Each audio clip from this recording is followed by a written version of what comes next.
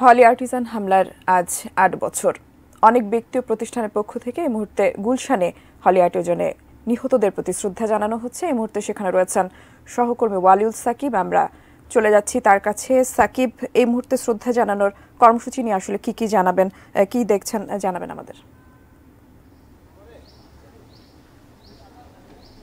ধন্যবাদ আপনাকে। এই মুহূর্তে কিন্তু আমি সেই জায়গাটিতেই দাঁড়িয়ে আছি যে 2016 সালের 1 জুলাই আমরা জানি যে ইতিহাসের নিঃশংসতম যে ঘটনা ঘটেছিল, এই ঠিক হলি আর্টিজান রেস্টুরেন্টে কিন্তু এখানেই হামলা চালানো হয়েছিল। যে জঙ্গিরা দীর্ঘ 12 ঘন্টা ধরে কিন্তু এখানে অনেক মানুষকে জিম্মি করে রেখেছিল এবং এই হামলায় আমরা জানি যে 17 জন বিদেশি নাগরিক এবং 2 জন পুলিশ সদস্য সহ মোট 22 জনকে কিন্তু হত্যা করা হয়েছিল। এবং ঠিক 12 ঘন্টা ব্যাপী কিন্তু এখানে পুলিশ, র্যাব এবং যৌথ বাহিনী তারা কিন্তু নানা ধরনের তৎপরতা চালায়। তবে ভেতরে কিন্তু তারা প্রবেশ করছিলেন না, যেহেতু ভেতরে অনেকেই জিম্মি ছিল তাদের নিরাপত্তার কথা ভেবে। পরবর্তীতে কিন্তু আমরা জানি যে যৌথ বাহিনী তাদের যে অভিযানটি চালায় এবং চালানোর পর কিন্তু 12 ঘন্টা পর এবং মোটামুটি পরের দিন কিন্তু সেখান থেকে জীবিত অনেকজনকে উদ্ধার করা সম্ভব হয়। এই সময়ে যে যৌথ বাহিনীর অভিযান ছিল সেখানে কিন্তু 6 জঙ্গি নিহত হয়।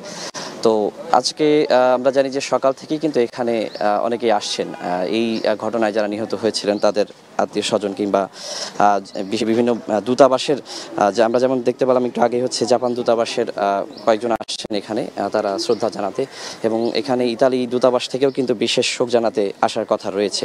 এছাড়া সকাল থেকে কিন্তু র্যাবের পক্ষ থেকে এবং পুলিশের পক্ষ থেকেও কিন্তু এই ঘটনায় নিহতদের স্মরণ করা হয়েছে এবং তারা কিন্তু এই বিষয়গুলো নিয়েই আসলে সাংবাদিকদের সঙ্গে মত বিনিময় করেছেন। তো এই জায়গাটিতে এখন আসলে ভেতরে এই মুহূর্তে প্রবেশ করতে দেওয়া হচ্ছে না। হয়তো কিছুক্ষণ পর যদি আমরা ভেতরে প্রবেশ করতে পারি সেক্ষেত্রে আরও ভেতরটা ভালো মতো ঘুরিয়ে দেখাতে পারবো। তো এখানে আসলে যে সেই 8 বছর হয়ে গেছে আসলে ঘটনাটির, তো সেই যে শোকাবহ যে স্মৃতি, সেই ইতিহাস, সেটি কিন্তু মানুষ স্মরণ করছেন আসলে এখানে।